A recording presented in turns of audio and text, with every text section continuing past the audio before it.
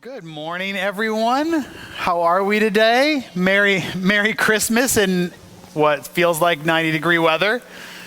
No, it's Texas though, so this is what Christmas is supposed to be.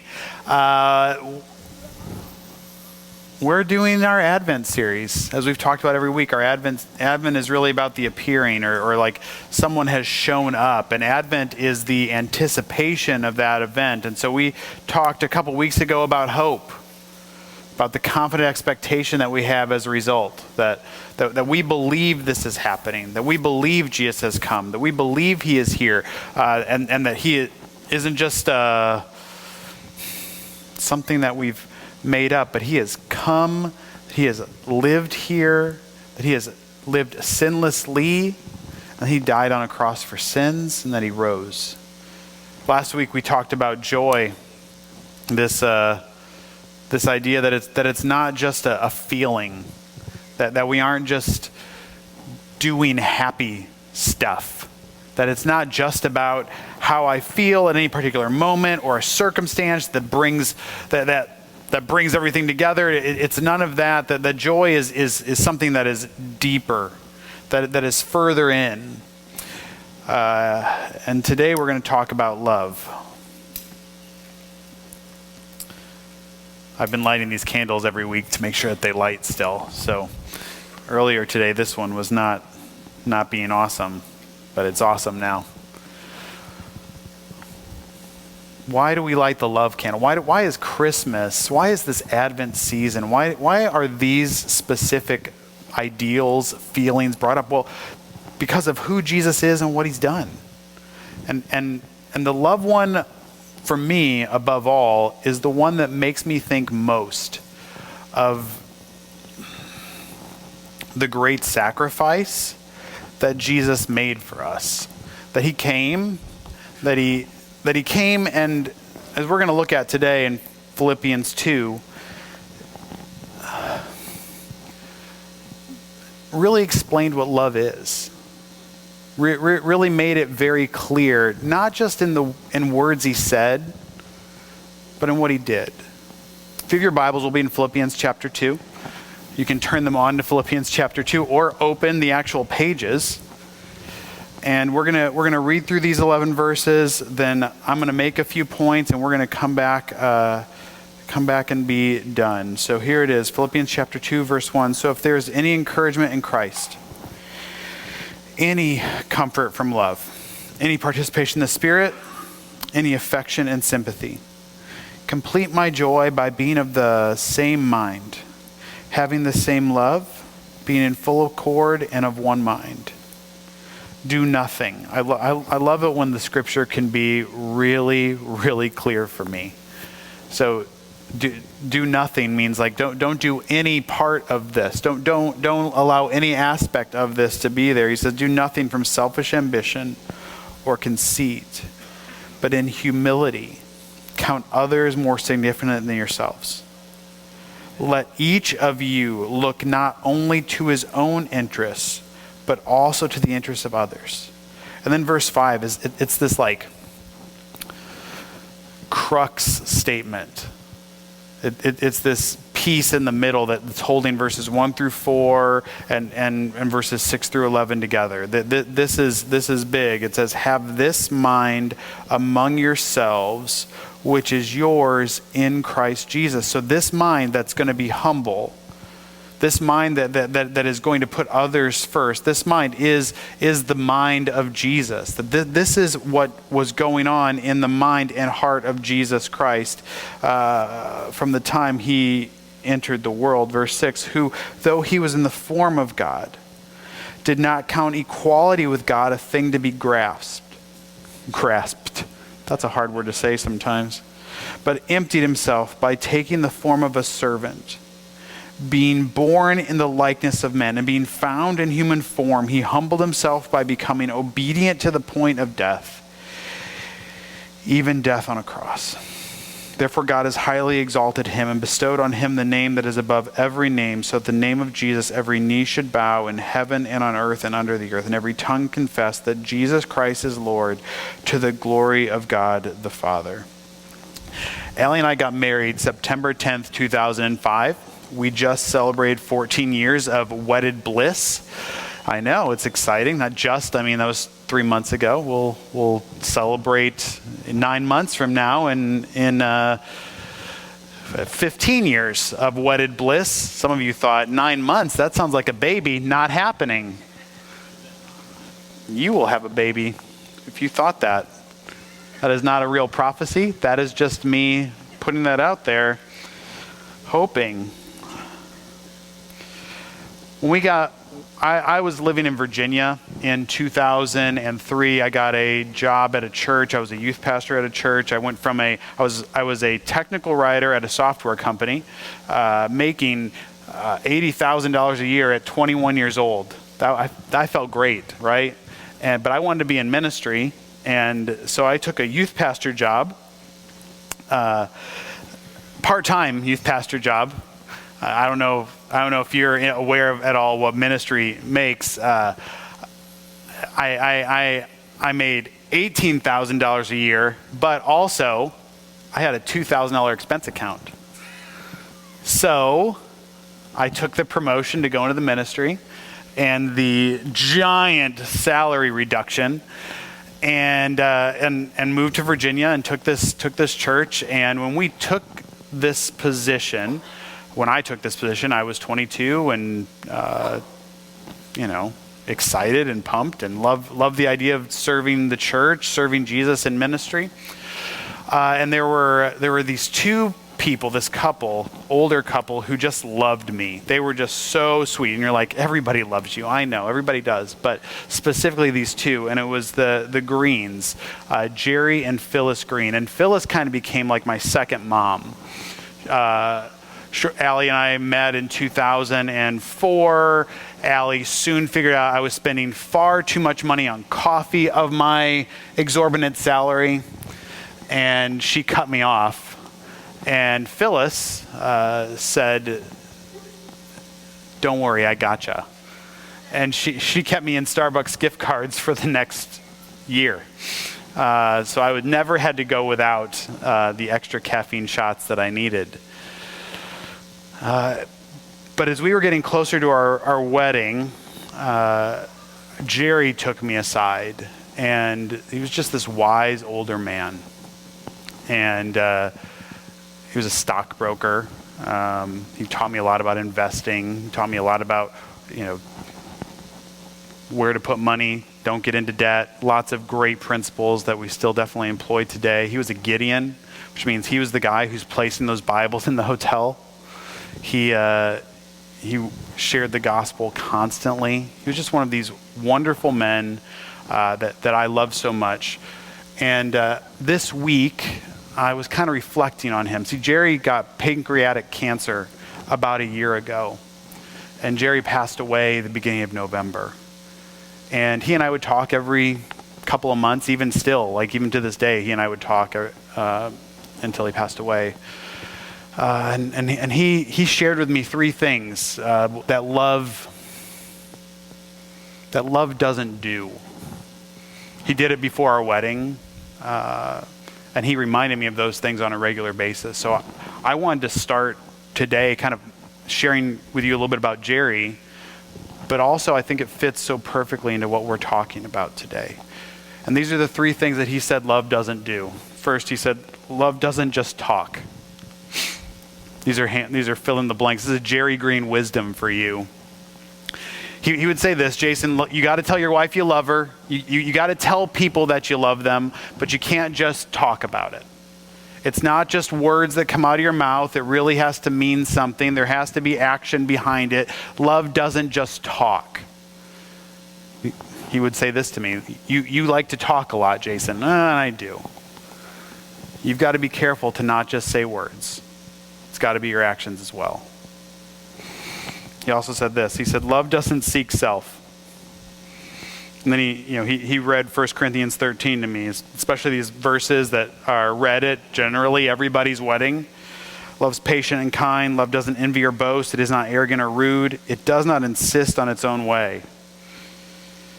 It is not irritable or resentful. It does not rejoice at wrongdoing, but rejoices with the truth. Love bears all things, believes all things, hopes all things, endures all things. And then he would go back to verse 5 and he said, it does not insist on its own way. Jason, you can't seek yourself when you're loving someone else.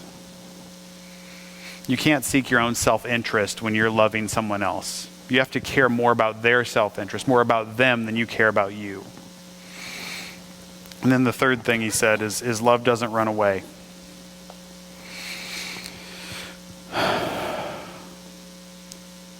Love doesn't run away. When there's a problem, when there's a hurt, when there's a heartache, love stands and helps. Love doesn't run from a problem, love runs to a problem. When there's brokenness, love isn't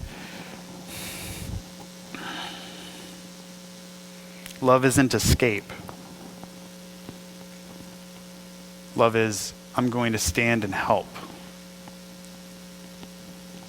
And I can say that these are things that Jerry lived out every day of his life. He loved his wife so well. He loved his kids so well. He loved his church and he loved the people in that church so well.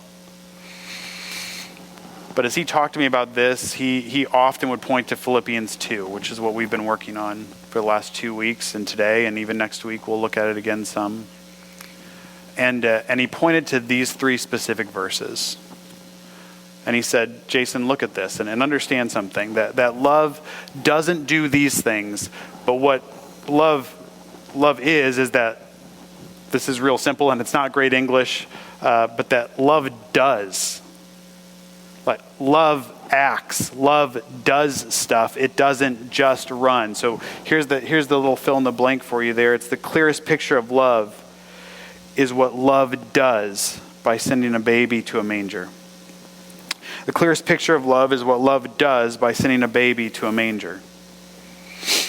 As we're looking at this, I want you to kind of see these 3 verses as kind of maybe like stair steps. The picture that I got in my mind when I was kind of studying through this the last several weeks was I remember Christmas Day, Christmas morning, where I'd wake up too stupid early. And the rule was I couldn't go down the stairs as a kid until my parents were awake. And they didn't wake up as early as I did. And so the rule was you could look from the landing down at the Christmas tree, but I could not go down the stairs to the Christmas tree. But what me and my brother would do is we would kind of, carefully like creep and see if the chair or the stair cracked. You know that? Like kind of, it wasn't an old house, but it was an old-ish house. And you have like the stair kind of creaks a little bit, and we didn't want to creak and wake up my parents because then they would know that we were kind of trying to get a better view. That the higher up couldn't see the tree very well. We could see the tree and the lights and a couple of the presents, but never like anything really grandiose. We're hoping for, I don't really know what we were hoping for, frankly, to be able to see. It was all going to be wrapped up anyway in matching paper. But we would take a step down and see, all right, get a little better view. Take another step down, get a little better view. Take one more step down and get a little better view, and we could see it all at that point.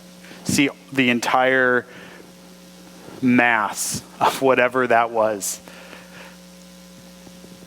That's the picture I've gotten as I've kind of walked through these 3 verses over the last several weeks. Is that these are all kind of stair steps down. They are completely related one to another. And so I want to walk us down these carefully. Like I've said before during this series, I'm probably not going to do anything groundbreaking for you. I'm not going to show you anything you've never thought about Christmas before, but hopefully we cause you to reflect a little more deeply on what's going on in Christmas. So let's look at verse 6 again, and it just says this. It's talking about Jesus clearly. So who, though he was in the form of God, did not count equality with God a thing to be grasped. Have you ever thought about what that, like he's in the form of God? That means the word literally means like he is God, that he isn't just kind of looking like God. That sometimes you read the word form, and that's kind of like what that word would mean to us. Oh, he's looking like him. He isn't him, but he's looking like him. No, actually, this is like a word that means the exact kind of representation. So he is God. He is equal with God. He's in the form of God. So that means that when he's in heaven and he's in the form of God, he's God, and he's sitting up there on a throne. He's ruling. That's the picture you're supposed to get. That he is in the form of God. And he didn't count equality with God. So if you weren't sure if what he was talking about was equality or not equality, or if he was equal with God and he was God, that's definitely what he's talking about. He says he didn't count this equality with God as a thing to be grasped. Now, that word grasped is really interesting to me. I don't know about you. I've seen a few people hold really tight to some things where they become, here's the best example I've ever seen. We were at an amusement park. Allie, this is while we were dating, and we were still, not exactly lying, but definitely still lying to each other about the things we liked and didn't like. Anybody else while they're dating? Anybody? Just us? Fine, that's fine. You can all be liars. And I love roller coasters, and had made it really clear that I love roller coasters. I do love roller coasters still. We're going to Disney next month, and I'm excited to ride roller coasters, but probably essentially by myself. I'm going to have to sneak away while they're sleeping or something and get some roller coaster time in by myself, because Allie at that point had told me she loved roller coasters, or didn't exactly answer the question when I said, do you like roller coasters? And so we went on a roller coaster, and I was like, hands up, right? It's one of those long wooden ones. You know the long wooden ones?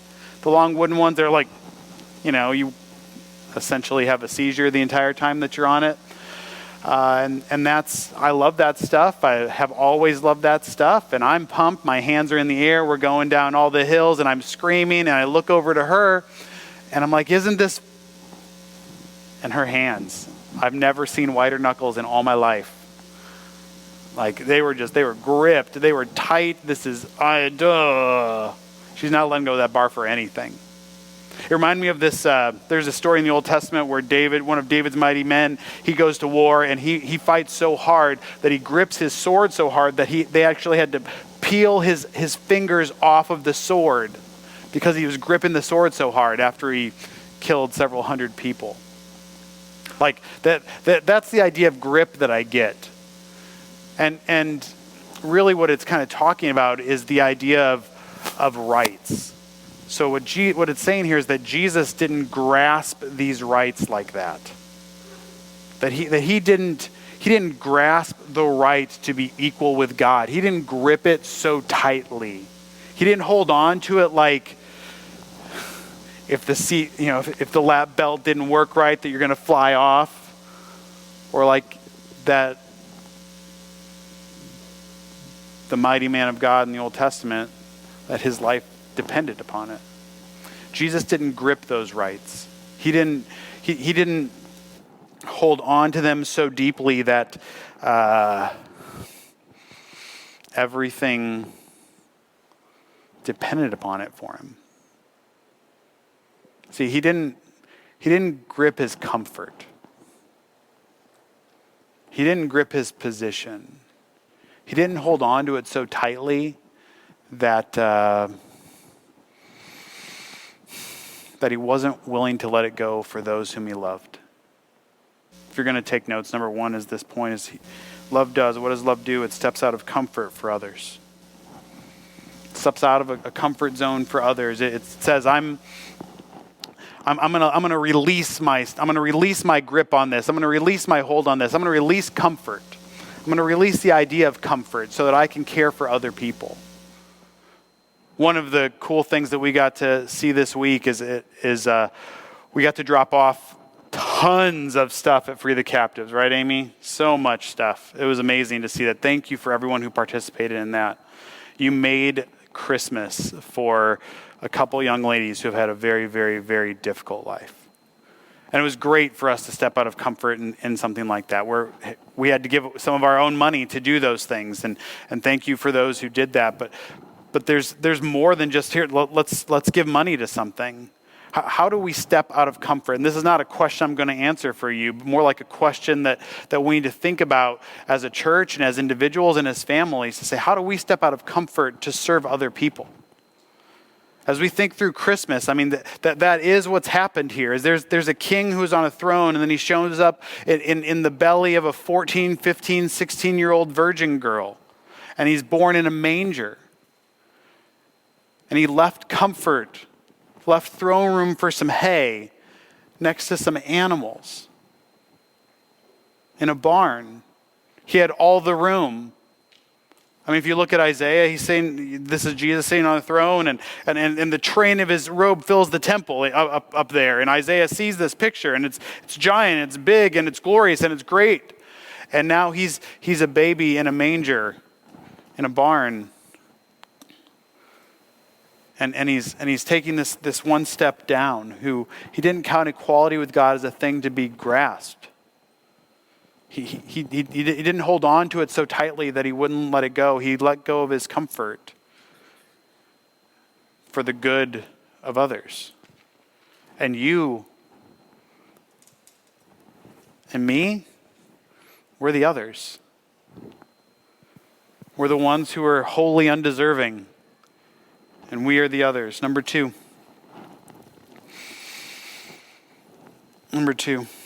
verse 7.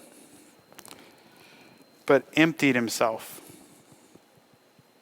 by taking the form of a servant, being born in the likeness of men. He emptied himself. Have you ever felt completely exhausted? Anybody feel completely exhausted with Christmas right now? Can I get an amen? Yeah, some of you are just, we got a lot of liars this morning.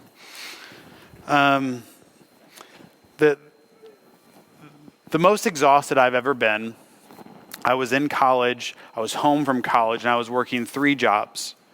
I would work Friday, I would go into that software company I was telling you about.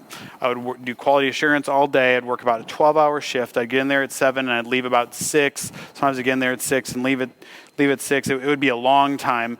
Then I would leave from there and I would go to my church, where I was also interning at and getting paid $0 because, the church pays.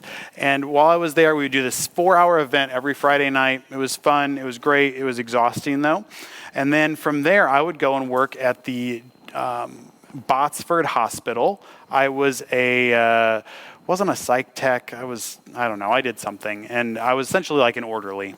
And I would work an 8-hour shift. And sometimes they would ask you to stay over for another 4 hours and work a 12. And so when you're young and poor and feeling like you don't need sleep, then that's what you do. You take the extra jobs and you just work the whole time. The most exhausted I've ever felt was after I did a 12-hour on that Friday, the 4-hour event with the kids, and then I went straight to the hospital and worked a 12-hour after that. And so Saturday, I don't know how to explain this. It was like, I don't know how I got home, first of all. I drove. I know I was in a car. My car was at the hospital. I remember getting into that. I remember getting out of it at my house. But how I got home, whatever. Not suggested. Kids, don't do this. It's not a good idea. But that's what happened. Super exhausted and super tired. And then I try to go to sleep. But here's this weird thing that happened to me. I don't know if it happened to anybody else who worked at the hospital, but I used to have dreams of, it was a geriatric psych ward that I worked at, so that's fun. I've got a lot of stories if you want some stories. My mom's got more stories. She worked on the same unit for a long time, and she got stabbed multiple times by spoons. So that's fun. But I had these dreams of, I wouldn't even call them dreams. They'd be more like night terrors of some of the elderly people that I would have to pull out of rooms to put back in their rooms. So you're not sleeping, right? The next day I wake up and I am just exhausted. That was the most exhausted I've ever felt. That one time where I worked 4 hours, another 12, just beat, I felt empty. Felt empty physically, though. Just like physical exhaustion. Mental exhaustion, a little bit, but definitely not like emotionally. I'm not invested in any of that. Who cares about insurance? Not insurance. Who cares about mortgage software? The kids were just playing essentially sports all night. That's not a big deal. And then, I'm just pulling some old people off some other old people in the middle of the night who are more sexually charged than you ever would expect. And so that is my, that's the deal, but not emotionally just exhausted, not completely emptied like the picture of Jesus is here, where he's emptied himself of his divine rights. He's let go of the things that were his. He ungripped the rights that he had. He let them go, and he said, others. He released himself for others. He emptied. Here's a couple ideas.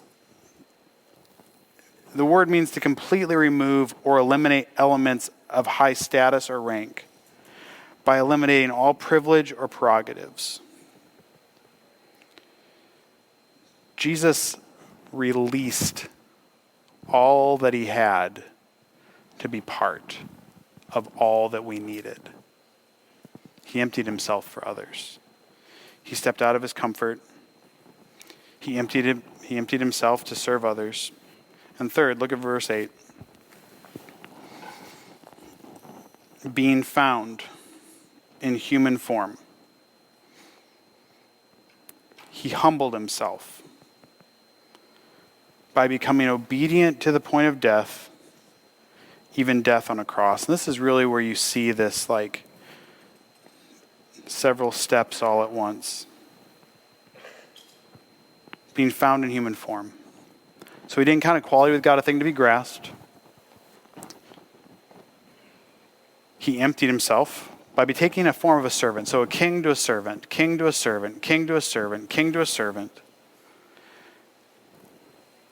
Being born in the likeness of men. So he's a man now.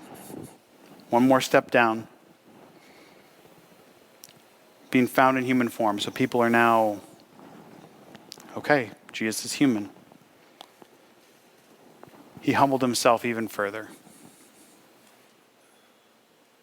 So king to servant to recognizable man. Here he is. He's serving. Here it is. Boom. He's a man.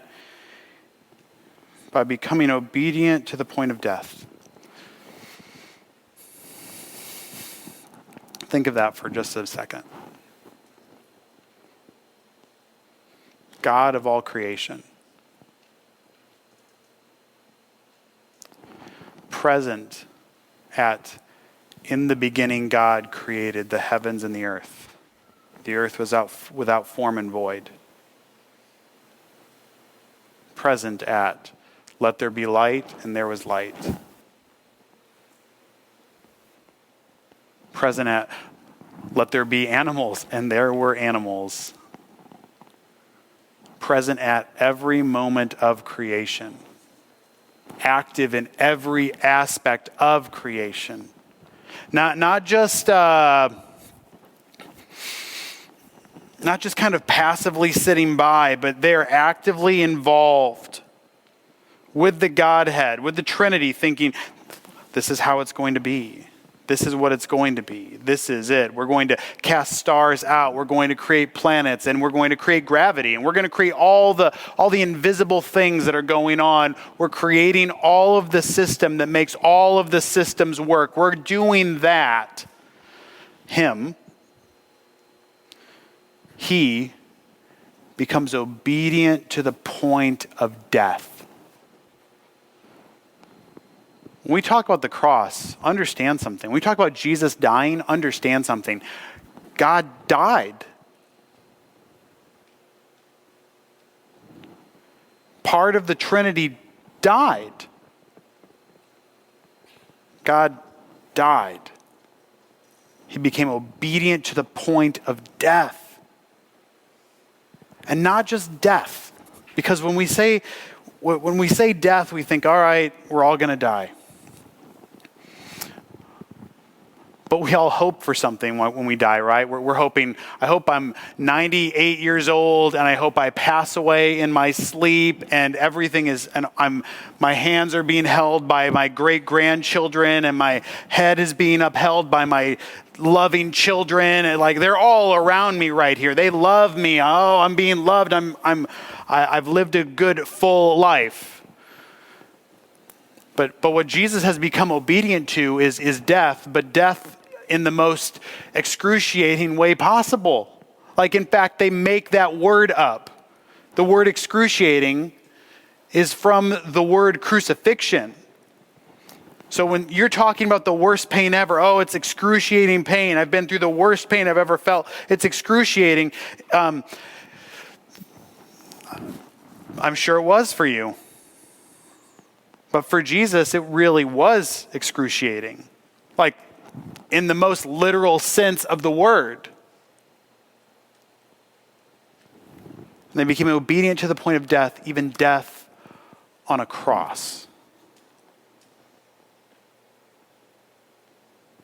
So not just I'm obedient to die, but I'm obedient to die the most painful death possible. Where he's whipped on both sides of his body, 39 times on both sides of his body, shredded. I listened to one medical doctor who was explaining the crucifixion, and he said if anybody today would have been there in our American society where my kids get a little nick on their knee and they go crazy. Like, they think that they are going to bleed out. I don't know if anybody else is like that. That's my kids.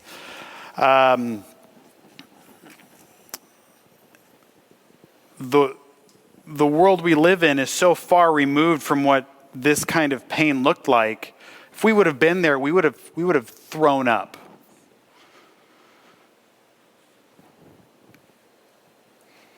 That's before the crucifixion.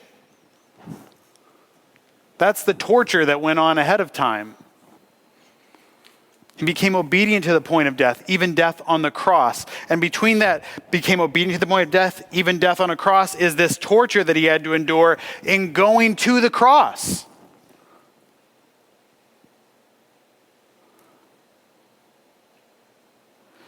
And he did that because he loved us. He did that because there was no other way. If you've read the New Testament, in the garden, when he's about to go to the cross, he's begging God, is there another way? Could this pass from me? Take this cup from me. Is there a way that this can go on? And the answer is clear. No, there's no other way. It has to be this way.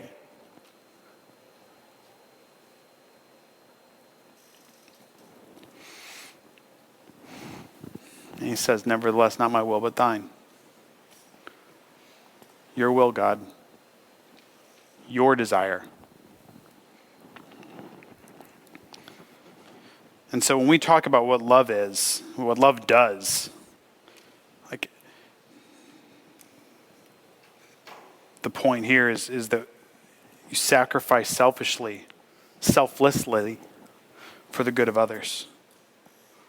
When we talk about love, we're not just talking about some cool words. I love you. I think you're great. I think you're wonderful. I think you're so smart. You're so beautiful. Oh, there's all these reasons why. No. It's a love of action. It's a love. Love does something, and love sacrifices selflessly for the good of others, and that's what Jesus has done. And that's why Christmas matters so much. Because if he didn't come, then there's no hope. There's no joy.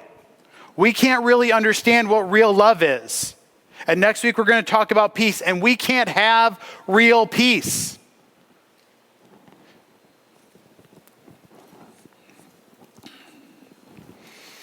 It's Jesus. He's the reason for the season. I like seeing that because I think it's sweet, and it really gets down to he's the reason for the season. But I think almost sometimes when we make a rhyme out of it, sometimes I think we miss the gargantuan nature of what we're doing. Jesus is the reason for the season, but it's because he became obedient to the point of death, even death on the cross. It's because he emptied himself and poured himself fully out for mankind. It's because he didn't count equality with God as a thing to be grasped, but instead made himself nothing. He let it all go. It's because of that, Jesus is the reason for the season. Because of that.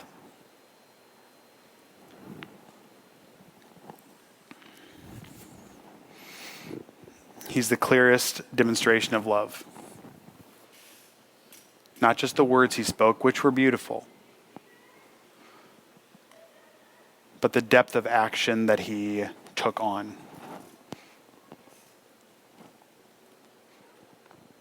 Love does.